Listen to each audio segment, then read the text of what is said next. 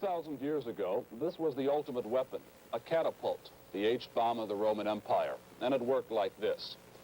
The arm was winched down and then locked into position by the trigger here. You placed a rock weighing 100 pounds or even more here. You aimed at the wall or gate of the enemy's fortress, released the trigger, and won the war. It was an excellent weapon system, simple, inexpensive, and one that didn't become obsolete rapidly. It was eventually replaced by the howitzers and the cannons.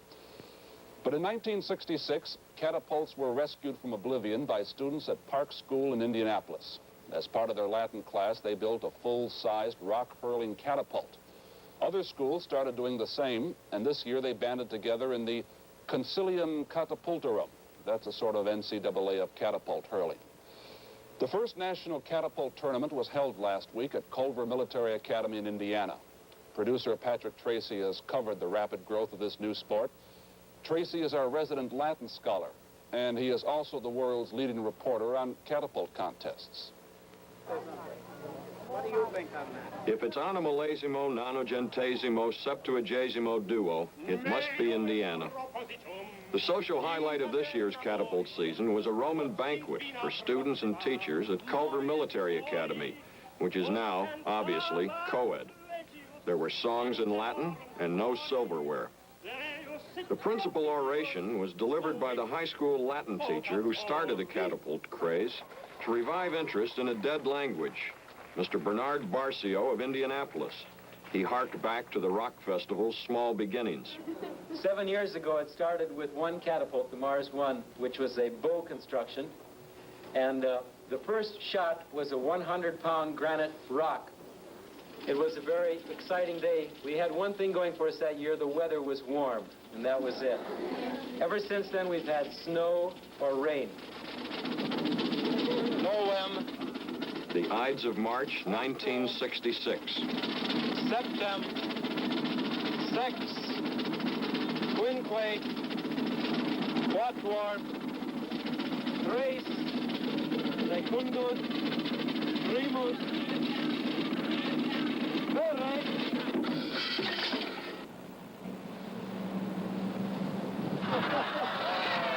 Catapults are traditionally fired on the Ides of March. This year, the contest was held in April, when the weather is supposed to be better. Mr. Barcio's luck was running true to form.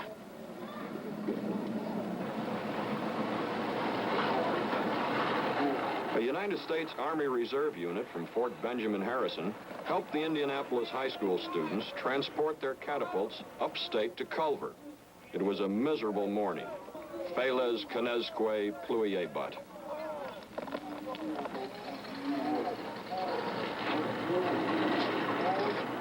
The weather up north was not much better. There is a saying at Culver, if April comes, can spring be far behind? The Army trucks rolled onto the Culver contest field in the late afternoon. Although seasoned by many a hard campaign, the soldiers marveled at the awesome size of the high school catapults. Pipe in there, see it extending on out there? Yeah. And that boom was on this side of it, and it slipped that way. Something had changed. The contest had become serious. This year, it was obvious that the students were not kidding around.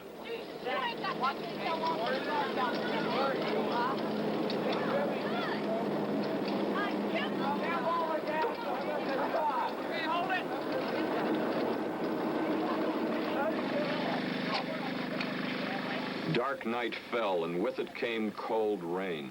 The students labored on, preparing their weapons for the fray. It was an ominous scene, if you believed in omens.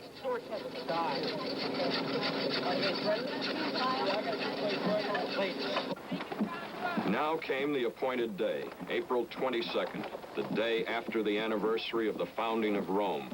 It was chosen because there are no classes on Saturday. Mr. Barcio and his cohorts from Indianapolis North Central took the field with confident stride, undaunted by years of frustration and mishap. Last year, he had been beaten by an independent sophomore who studied, of all things, Spanish. Yeah, let's say a little prayer. Oh, please, oh, Zeus. Clear!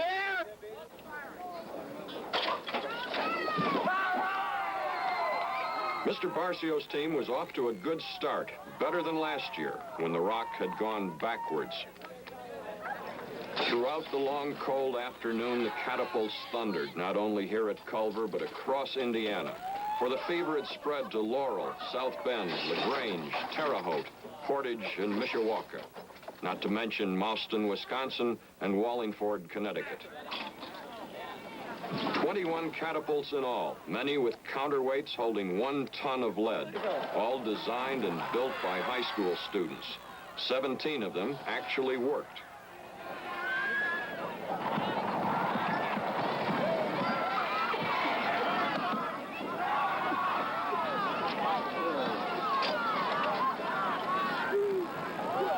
The machine from Indianapolis Park Tudor stood 25 feet tall. But now, as afternoon wore on, misfortune began to intrude, separating the men from the boys.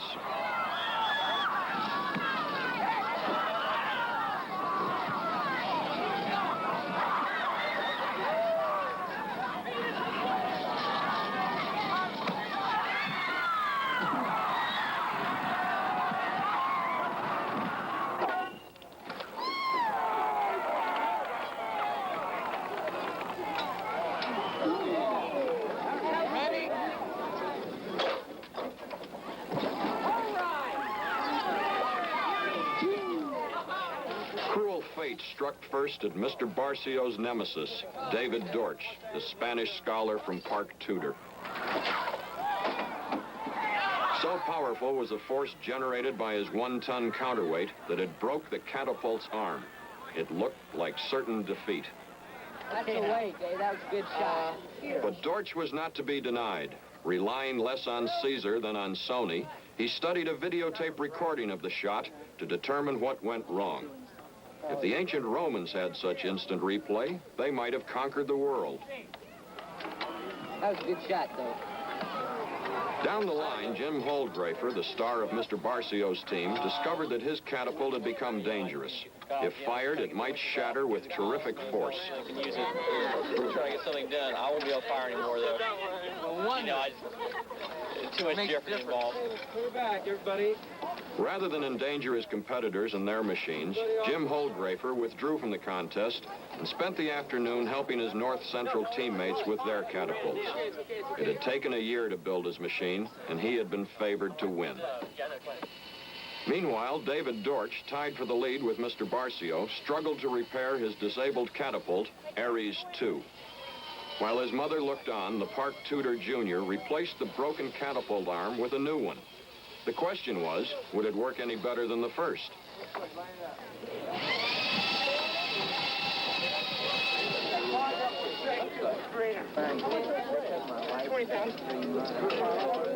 Hey, Dortch, why don't you wait till everybody else shoots, and if nobody else beats you, don't shoot it. Nobody can beat you. You might as well take your distance and go to 30. Go to 30, man. Don't waste it. Okay. Okay? I'll go to 30. Okay, go to 30. I'll go get my 30-pounder. His machine's working beautifully for him. The tree looks like it's beginning to give up the ghost a little bit. I don't think he can maintain that much strain on it any longer. I really don't. And we make it the machine.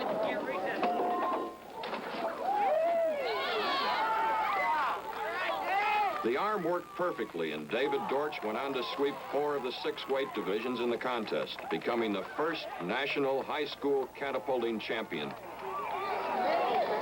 Culver's massive catapult had been in danger of total collapse since the beginning.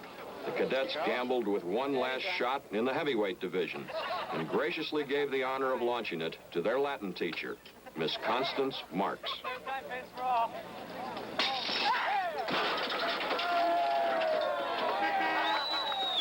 Culver retired from the field with honor, and everyone went to the Roman banquet to await the out-of-state results, which didn't change anything. Mr. Barcio had lost again, but he felt it was his finest day. Every year I say this is going to be the last year. And every year I go back to school in the fall and find out that the kids won't let it be the last year, and it keeps growing and gets bigger. And I really don't know where it will end. I just hope it continues to be safe. Thank you very much. And that was that. I left the banquet room vowing that this would be my last catapult contest, but as I was leaving, I noticed Benard Barcio and David Dortch, the arch rivals, locked in highly technical conversation. I knew that they were dreaming up something new and different for next year's contest. And I knew, or at least suspected, where I would be next year around this time. Indiana. It is one of the dubious benefits of a classical education. The end.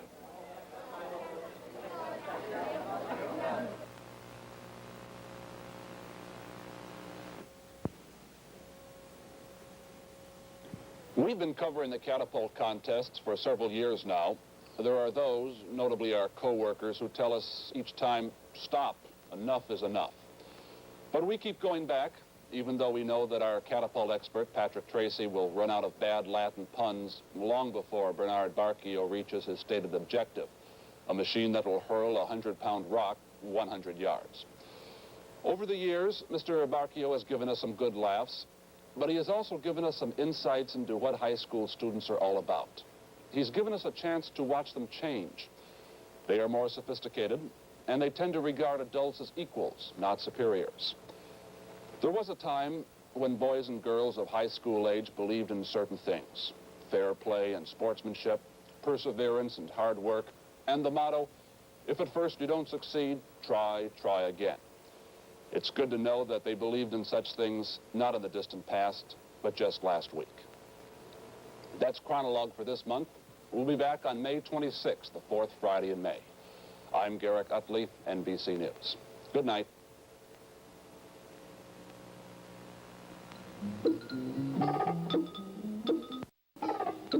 This program was pre-recorded.